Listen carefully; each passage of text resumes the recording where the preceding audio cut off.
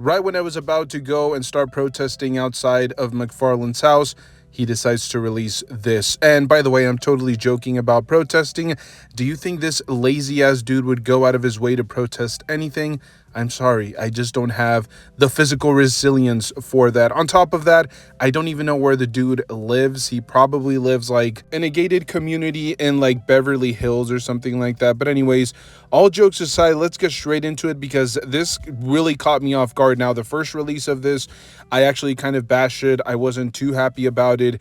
It was essentially kind of like a more deluxe representation of the Doomslayer character. I'm not sure if it's like 100% accurate to the source material because I have not played the new game. I did play the one that came out a few years ago and some of the original ones on my Xbox. But since then, I haven't really kept up to date with the video game. But it does appear that this is pretty accurate because there have been people comparing the Doom video games. And a lot of people say that this one is closer to the Doomslayer being somewhat of a tank. Like he has a bunch of armor pieces. He's a little bit slower. Whereas, and I remember like the 2016 Doom video game was like incredibly fast paced. It was very much in your face. Like you had to be very quick on your feet. And it appears that the new video game is like a different style and the design of the character is definitely way more intricate. And that's, I think, what McFarlane was going for with this particular release. From my understanding, it was supposed to be, or at least I originally thought it was going to be like a retooled version of the original Doomslayer action figure. But then I came back around and a lot of people did give me some feedback mentioning that this could potentially be like a brand new body mold from head to toe. I'm going to take their word for it. I don't own any of the Doomslayer action figures, even though they have released some absolute bangers in the past. They had like the unicorn variant.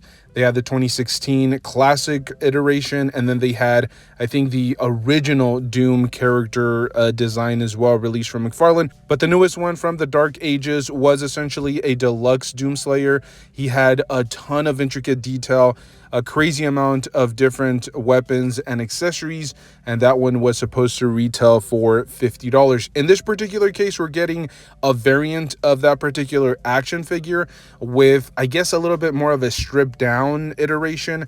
This is supposed to be like a different skin for the video game. If you guys play video games, you guys will be very familiar with the idea of skins. And in this particular case, you're supposed to be getting like a more red, ember, and gray color palette. It does come with 4 hands total, as well as one of his little pistols. And as I said at the beginning, it's essentially a repainted version of the original Doomslayer action figure, or I should say the original one for the Dark Ages video game. This is supposed to be the second character or the second version from that particular video game, and they refer to this skin as the Phalanx skin or the Phalanx. I have no idea how to pronounce that. I'm not even going to try. I guess I already did try and failed epically because one of those is not correct. But yeah, it's supposed to be an alternate skin for that particular version or that particular video game. Now, I did check on multiple different retailers, and this is selling for about $30 to $35, which honestly doesn't really compare to the original one. It's a completely different price point, and I think it's a good idea from McFarlane to turn back around and retool or essentially repaint the action figure without all of the extra accessories, without all of the extra hands and weapons, kind of a more stripped down version, and then reissue it at a slightly discounted price.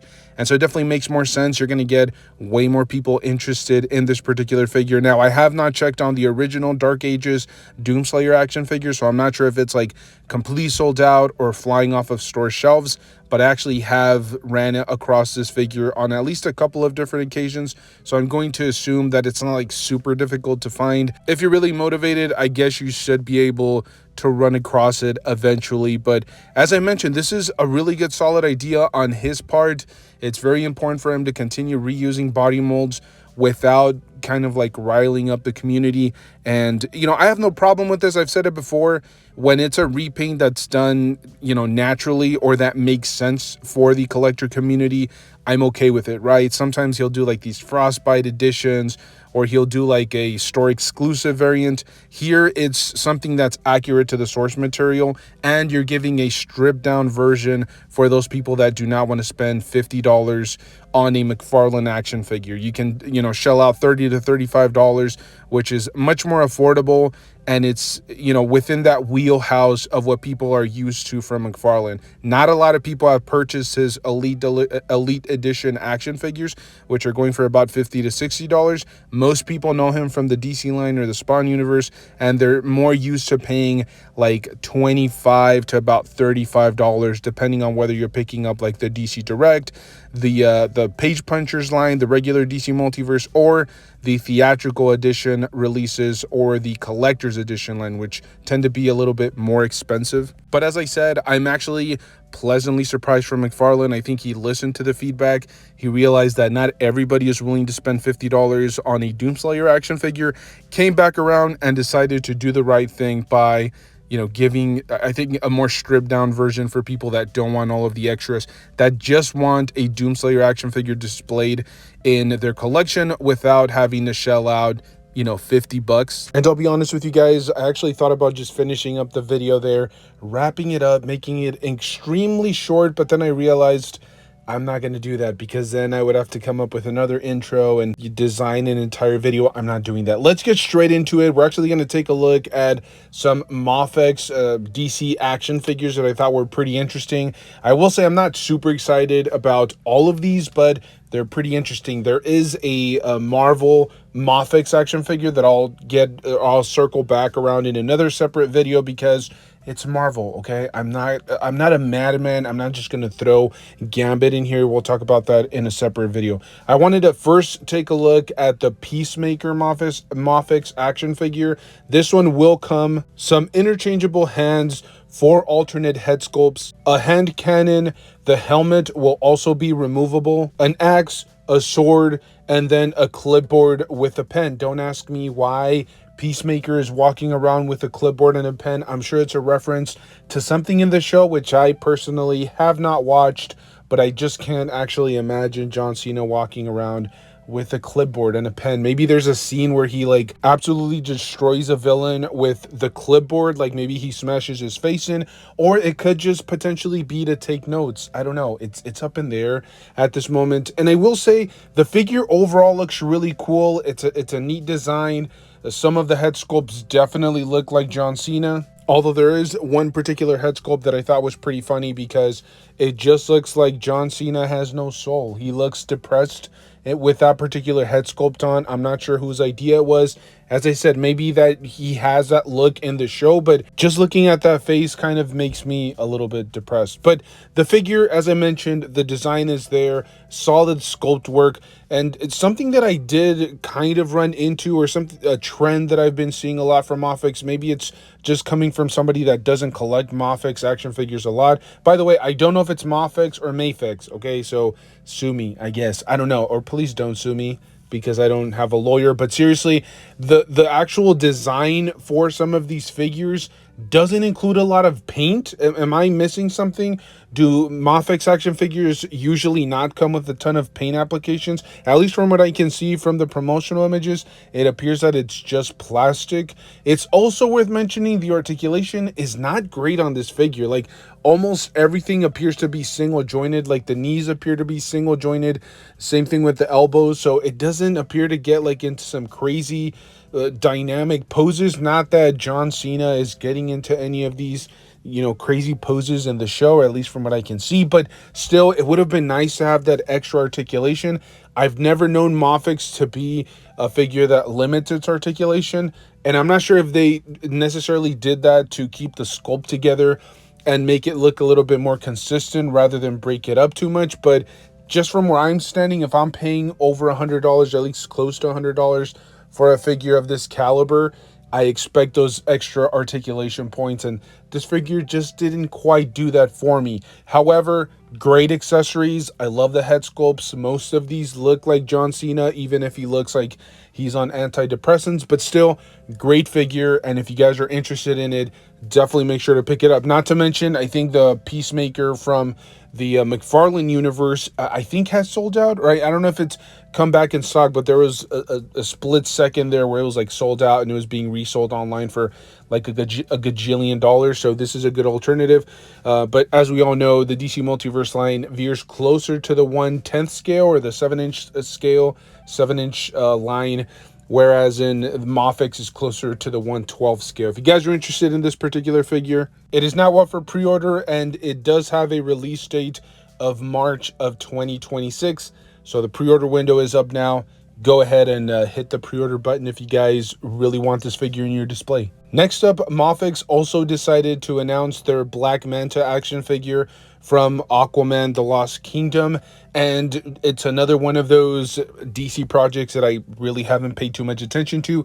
I kind of watched the original Aquaman and just didn't watch the sequel, so I'm not sure how predominantly this character is featured. I'm assuming he's the main nemesis to Aquaman, but I'm a little bit shocked that Mafex is deciding to release this now when that particular DC universe is completely destroyed. It no longer exists. I mean, Jason Momoa isn't even going to be playing Aquaman in the foreseeable future. He's now moved on to potentially playing Lobo. At least those are the rumors for the new Supergirl live action film. So I don't know, it's kind of an interesting choice here. Does it really take them that long to manufacture a figure and then release it? Because at this point, I don't know how many people are that excited for a live action Black Manta. Maybe a comic book accurate one, I could definitely see it. But in terms of the live action one, it really didn't garner a lot of attention, and I don't remember people even mentioning this particular film. It was one of those that I think bombed at the box office, if I'm not mistaken. And what's interesting is I just started opening up my DC Multiverse Black Manta action figure, and I kind of liked it. It was interesting. I think it kind of serves its purpose, even though it is based on the live action adaptation. I actually could use it in a DC comic book display from McFarlane, so it's kind of an interesting figure. Here you're getting quite a few different accessories. You're getting an unmasked head sculpt, a green trident, a black trident, some interchangeable hands, a knife, some effect pieces that can be ported onto the jetpack, a grapple device, and then 2 separate laser effect pieces. And what's absolutely insane is that this figure appears to have better articulation than the John Cena Peacemaker figure. As I mentioned prior, I'm not sure if it's because they're prioritizing different things, but it's just really weird to see Mafex switch it up from one figure to the other. Like for some, they'll prioritize the sculpt work, the likeness, things of that nature, extra features. And then with other figures, they'll prioritize articulation. Black Manta doesn't appear like a figure that would get into some crazy poses, but hey, you're getting those double joints at the elbows and at the knees, and then the effect pieces make this figure look really well designed. I saw some of the promotional images and some of the poses that they put the figure in, and I really like it. It really does accentuate the best features regarding this figure. However, upon taking a closer look at the figure and inspecting it closer, I'm not sure if I love the proportions here. The arms feel a little bit short, and then that top portion of the torso appears a little bit too thick and bulky and beefy. It just doesn't correlate with the lower half of his body. I'm not sure if that's based on the promotional images or if they maybe warped the body a little bit when doing the editing, but it just doesn't make a lot of sense to me, especially considering this is a live action figure. If this was based on a comic book or a panel or a certain representation of Black Manta from a different source material, maybe like an animated show or an animated film, I would kind of get the proportions, but it feels like more of an animated look. As great as the figure looks, I love the head sculpt. I love the extra accessory pieces, especially the ones that can be ported up, the little jetpack exhaust. But all in all, I'm kind of disappointed again. It feels like if you're paying close to $100 for a collectible from overseas, you should be getting nothing but absolute bangers. And this one to me just doesn't quite hit it. Not to mention, I really have no attachment to the original source material. So this is definitely one that I'll admire it from afar, but there are just too many issues, especially at those triple digit prices. You expect much better. And then lastly, I wanted to take a closer look at the Bloodsport Mafex action figure. This one will come with quite a few different accessory pieces here. A grenade, 2 swords, 2 pistols, a medium rifle, a large rifle, a small rifle, a giant flame effect, some interchangeable hands, some modular armor pieces, as well as 3 alternate head sculpts. The first thing that I thought of when I saw this Mafex action figure was like Isaac Clarke. That's where my brain immediately went. I grew up playing Dead Space, and so some of the armor pieces and the way that the figure was designed reminds me so much of the Dead Space universe, and they did a really good job here, and I think they balanced extremely well the articulation with the sculpt work, which is something that I don't think they did very well with Black Manta. They definitely didn't nail it with Peacemaker, but with Bloodsport, I think there's that fine line there, okay? The figure is really well designed, really well sculpted. There's a ton of intricate detail everywhere. As I mentioned, there are some modular armor pieces that can be swapped out, which is really cool. And all of that comes very well together with the articulation. Let's not forget, Bloodsport wasn't like crazy articulated in the live action Suicide Squad film, so I'm not expecting anything too crazy with this figure, but they did just enough to like really nail down the look for Bloodsport. And compare it to, like, for example, the John Cena Peacemaker action figure, I feel like the Peacemaker is just a little bit too simplistic. There isn't like extra shade work with the paint, and then the sculpt work is, I don't know, it's missing that extra attention to detail where I think Bloodsport just comes with way more, and it just pops way more in a display as well. Not to mention that gigantic flame effect piece.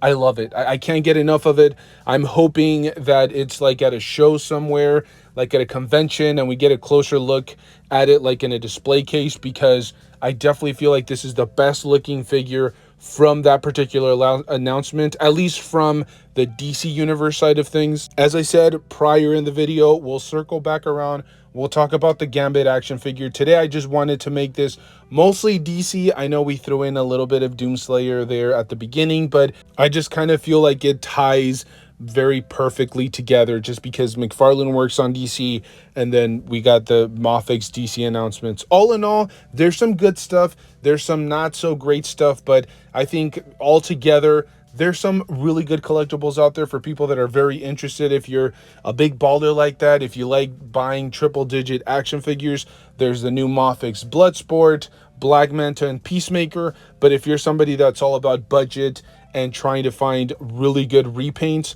then you obviously have the new Dark Ages Doomslayer action figure from McFarlane. So there's options out there. If you guys are interested, definitely make sure to keep your eye on all of these collectibles, because I think all of them have a pretty good chance of selling out in the foreseeable future. So as always, thank you guys so much for tuning in. Let me know your thoughts down below. Which one of these figures are you the most excited about? Which one are you maybe going to pass on? Which one will you plan on purchasing? I'm very curious to see what all of you guys have to say. Thank you guys so much for tuning in. Make sure to stay tuned. We're uploading on a daily basis.